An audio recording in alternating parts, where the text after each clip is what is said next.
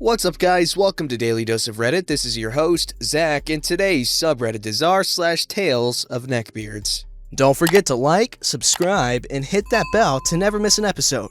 This story's called Neckbeard Follows Us, Ruins Our Movie Double Date, and Made Us Miss the End Credit Scene for Infinity War. I posted Skunkbeard on part 1 on another account, but it locked me out for some reason, link right here, so a lot of you wanted to read part 2. Here it is, names have been changed for obvious reasons. Here's the cast. There's me, Super Kami Guru, duh. Naomi, the object of the beard's affection, my girlfriend, age 24, I'm 25, forgot to say that. Hanabi, Naomi's short and savage younger sister, age 20. Jake, a work friend and bro for life, age 24. Shauna, Jake's sassy girlfriend from Bronx, age 22. Skunkbeard, stalker, racist butthole, age 28. And then, random dude. He's the lifesaver of the story. Theater worker 1. Voice subject to change based on gender, I guess. I should start including a disclaimer because sometimes these cast lists are ridiculously long and I have no idea what the hell they are in terms of boy or girl or other, I guess. Voice is subject to change. Ooh, that's a weight off my shoulder. I have one shoulder, apparently. This took place the week after he quit. It was Saturday night, and I finally decided what I wanted to wear. Striped polo shirt, black jeans, and black and white Nikes. I hop in my car, and I go pick Naomi up first. I pulled up to her house. I walk on her porch and ring the doorbell. The door opens wide, and it's her little sister at the door. Hey, and who might you be, big guy? I'm OP.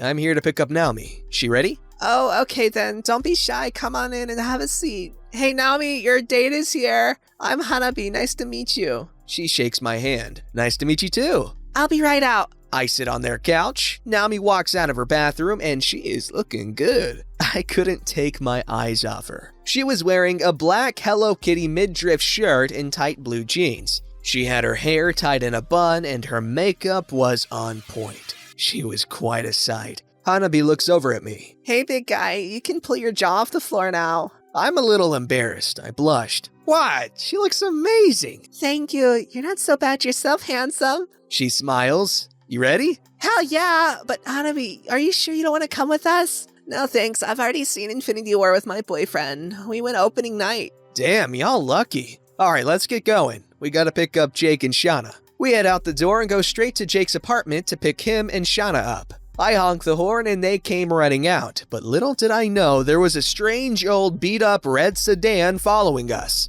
Well, until Shauna said something about it. Hey OP, there's a car following us, like every turn and stoplight, man. Shauna, you're kidding, right? For real, are you serious? I make a left turn at an intersection. Oh crap, dude, she's not kidding! I see a Dollar Tree and turn into the parking lot to try and lose them. I park my car and we watch. The red car turns in as well, and it parks a few spaces away from us. A really big dude in a stained green hoodie with his face covered walks out and goes into the store and walks out with 2 big bags of Doritos. Gets in his car, looks over at us, and then drives off. We all calmed down because we thought something bad was going to happen to us. After that little bit of relief, we went into the store to grab some small snacks to sneak in. Yeah, those snack prices at our theater are crazy as flip. Don't judge.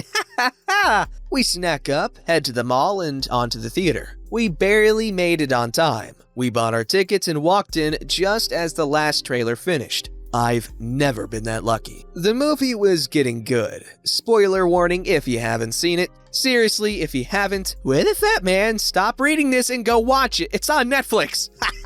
We were right when Thor, Rocket, and Groot forged Stormbreaker. Then the same guy we saw earlier was scooting past us in the row. We didn't really care to notice. The movie was too good until the stench hit our noses. He smelled awful, and just our luck, he sat on the other side of Naomi. Next thing we know, folks on the row above and below us were talking about how bad somebody smelled. Then we started talking about the smell. Dude, where the fuck is that smell? Oh my god, did somebody forget to wash their balls or something? Nah, y'all, it's that dude next to Naomi. He smells like nut and Doritos, bruh. Naomi tries to be nice and ignore the smell, but she took all she could take, moves the armrest up and scoots closer to me. Then the guy scoots closer to her and puts his hand on her thigh. She moves it off and he puts it back. She gets upset and says something. Hey, can you keep your hands to yourself? The guy takes off his hood and reveals himself to be Skunkbeard. Why? You have very nice and smooth thighs, my lady. I only came because of you. Where the fuck, Skunkbeard? Keep your nasty hands off of me. No, I am not your lady. Yes, this dookie sphincter followed us. I turned my head in shock to see this sneaking bastard was right next to us. I look at his hoodie and I put 2 and 2 together. Wait, you were that weird moldy front door following us. Where the fuck is your problem? I don't like you trying to take my lady. She needs a nice guy like me. You'll just use and abuse her. Where the fuck, Skunkbeard? Kay's not like that at all, you stupid cooter. Is this the guy you told me about? He looks like a rotten onion. Nobody asked you, you stupid baseball pitcher. Who are you calling a baseball pitcher, you bloated whale? As the movie was coming to an end, we started to make a scene and some of the folks there started shushing us and yelling, "Shut the front door!" No, you shut the front door. Come on, Naomi. I don't want you being with this abusive freaking monkey. This dumbass grabs Naomi by the arm and tries to take her away. Let me go, you creep! She manages to get herself loose from his stinky and greasy-ass grip. I pushed him away from her. Leave me and my lady alone. She's mine. I'll fight for her honor, monkey. He actually said this crap, y'all, and I didn't take too kindly to that. Skunkbeard, go home. You're embarrassing yourself. And call me a monkey one more time and see what happens. Some of the folks there stopped watching the movie and had their eyes on us. One of them got up and walked out. Real deal. Look, Skunkbeard, I'm here with OP, Jake, and Shauna. You are making a fool of yourself. Just please leave. But, milady. Dude, just freaking leave, you butthole. He walks over and pushes me up against Jake and says, Fine then. Stay here with that stupid N-bomb. Some of the folks there were in disbelief and can't believe he said that. I get up, balled my right fist up, cocked back and punched him in his fat, greasy blob of a face, and he hit the ground pretty hard. But I didn't knock him out like I wanted to. Whoa!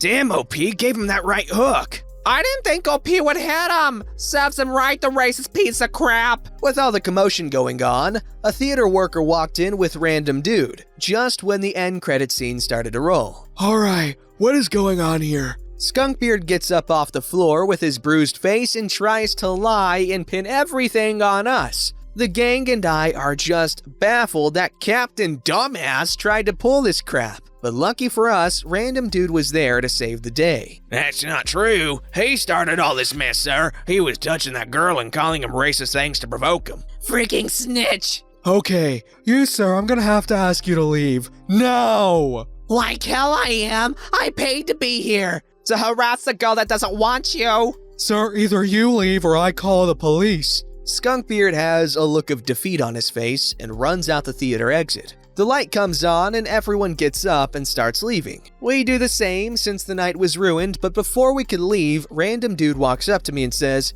"Hey dude, sorry about that guy ruining y'all's night." Hey man, don't worry about it. Oh, and thanks for sticking up for us back there. I don't know what would have happened if you hadn't stepped in. No problem, man. Random dude went on his merry way, and we get in the car and go back to Foo-Sackley's for a bite, cracking jokes along the way to lighten up the mood a little. I took Shauna and Jake home first, then drove Naomi home. I walked her to the porch and we just talked for a few minutes. Hey, Naomi, I'm sorry about tonight. Sorry for what? That butthole ruining everything? OP, it's not your fault. Crap happens. I know, but I was hoping we could have at least seen the end credit scene. I know, right? That, and I can't believe you punched him in the face, though. Yeah, he had it coming, though. That, and I wasn't gonna let him get away with that crap. Hey, for what it's worth, I still had a good time. Hopefully on our next date, we won't have to deal with that idiot. I hope so, too. She opens the door, and just before she walks in, she kissed me on the cheek. Night, OP. Night, Naomi. That's the end of this story, but unfortunately, I have one more encounter with this fool at a con of all places. And what he does, or what he tried to do to Naomi's sister, ends with him behind bars. Thanks for reading. Part 3 when I find time to write it. Hopefully you have plenty of time. I hope you're able to self-isolate there, man. I also have a crazy idea. Maybe a service to turn neckbeards into decent men. Kinda like a G's to Jen sort of thing. That's actually a really cool idea. However, you have to realize you have a problem, and these neckbeards think they're the greatest in the world. Also, I need to say something. I'm getting kind of concerned at how good I'm getting at girl voices. At first, I wanted to make sure it was discernible between a guy and a girl, sorta, but I've taken it too far and there's no turning back. Anyways, thank you for the part 2. I can't wait for part 3. You guys are really cool, and I would totally be your friend if you guys were anywhere near me, because I like people like you. I am people like you. And my one friend that I could talk to about this stuff is kind of a jerk sometimes. But that's neither here nor there. Thank you for adding a part 2. Can't wait for part 3, which is also the conclusion to Skunkbeard's totally titillating trilogy of tenacious terror. This story is called Asian Neckbeard Calls Me Fat, then proceeds to stalk me and threaten my friend. First post, and I'm on mobile, so please don't be too mean. Ha ha ha ha, oh no, my butt fell off. This story started last year in my first year of uni, and I decided why not entertain some of the people of Reddit. If this doesn't belong here, I apologize. Here's the cast. Voice subject to change. There's me, 19-year-old female uni student in the first year of uni. Neckbeard, 6'3", lanky, wispy beard from China. Here as an exchange student, which is why some of his grammar isn't great. Male friends, Kevin. Female friends, Irene and Rachel. So I met Neckbeard in a club. Legal age of drinking is 18 here. I was looking around the crowd, and he's pretty tall, and I'm pretty tall for a girl, 5'9", so we both stand out. We make brief eye contact, and of course, he takes this as a sign I'm interested. So he makes his way across the dance floor, and I just dance with him because he told me he came alone, and I felt bad for him. We kissed a bit, but he was terrible, so I quickly stopped that. And just like that, I gained a second shadow. Wherever I went, he followed. I tried to lose him a couple of times, once by going to the bathroom, he just waited outside for me to come out, and a second time by leaving the club to meet up with my friends who had already left at McDonald's. However, no matter how many hints I gave him, he followed me to the McDonald's. I was pretty drunk, and he's a tall dude, but very lanky and nerdy looking, so he wasn't intimidating at all. The weirdest part of that night is when my Uber pulls up outside, he tries to get in the car with me. Even when I had said goodbye to him several times, I literally had to push him out and close the door. Unfortunately, Neckbeard found me on Facebook. He sent me a friend request, and stupidly, I accepted. I rationalized that I was pretty drunk, so maybe I got the signals mixed up and he was innocent enough. Nope! Over the next couple of weeks, Neckbeard repeatedly tries to get me to meet with him. One week when he was out of town, he saw that I was out with friends on a pub crawl. When he texted me, I confirmed that I was drinking, so he sends me an address and tells me to go and crash there for the night. Like, what? As if I would go to this random address because he told me to? This was a sign of what's to come. Eventually, I agree to meet him for dinner just to give him one last chance. Stupid, I know. It was so awkward, and I left as soon as I could. Now, this is when it gets interesting. Neckbeard texts me the next day telling me I need to lose weight. Which is true, I am overweight, but out of place for him to say. I tell him to step off and that he can't tell me what to do, which sounds beachy, but he had gotten onto my last nerve. He tries to backtrack, but I just tell him that I don't want to see him again. He tells me to calm down and to think it through, and that it's not a joke. Hee ha ha ha, no my butt. Also, he tells me that we need more time for our relationship to develop before I make a big decision like this. Calls me a good girl, gross, and to stop arguing and wasting our meaningful time, as it'll accelerate the breakdown of our relationship. Also said that we were obviously Valentines, and that kiss is serious, not a game. Also accused me of cheating on him, saying, if you weren't interested in me, why did you approach me? Even kiss me? Naked cheating. Keep in mind, English isn't his first language, so that's why these kinda don't make sense. Neckbeard was also kind enough to inform me that love is not a drama, very serious. Love can't tell a lie, and it needs trust so it can develop further. Yep, I wish I was lying. Literally takes hours to reject him before I gave up and blocked him. I was just so glad I paid for the dinner for the both of us, so he couldn't claim I used him for a free dinner. But at least I thought that was the end. Oh boy was I wrong. Neckbeard then finds one of my friends' info and complains that I didn't put in effort to my appearance, said I didn't wear makeup to the dinner, and that I was late by 1 minute. He then tries to get my number through them, which failed, thank God. However, he finds my Instagram. I have no idea how, it's not linked with my Facebook or anything, and DMs me saying how sorry he is and that he's too impulsive, and that he's caused unforgettable hurt. So I block him there too without replying, as I know there's no reasoning with him. All is good for a while until I go out clubbing with my friends. Long story short, Neckbeard shows up, stares at me for half an hour, then when my friend Kevin leaves to get a drink, he tries to make his way over to me. I go get Kevin and he tells Neckbeard to back off. Neckbeard tries to get Kevin kicked out of the club by the bouncer, but fails. He proceeds to wait for us to leave, leaves with us, and threatens Kevin, saying he better not catch him out again. A few months later, I'm starting my second year of uni, and there is a party at the uni for orientation week.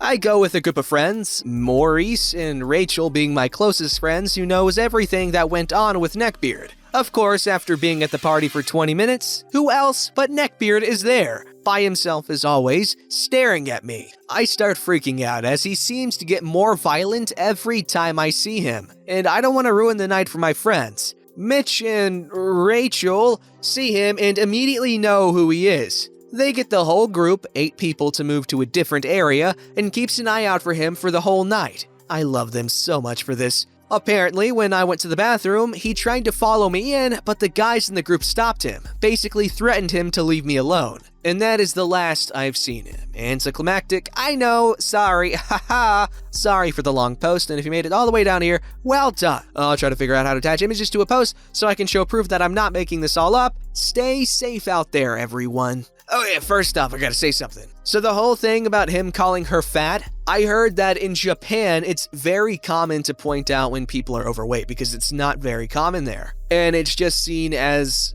being helpful. You're just trying to be like, hey, you should lose some weight as a way to help them become healthier. That's what I've heard. Obviously, it might not be the case. He might be aware of how taboo that is. But then again, there's a chance he didn't, because what does he know about taboos? Look at what he's freaking doing. What a creep. Don't forget to like, subscribe, and hit that bell to never miss an episode.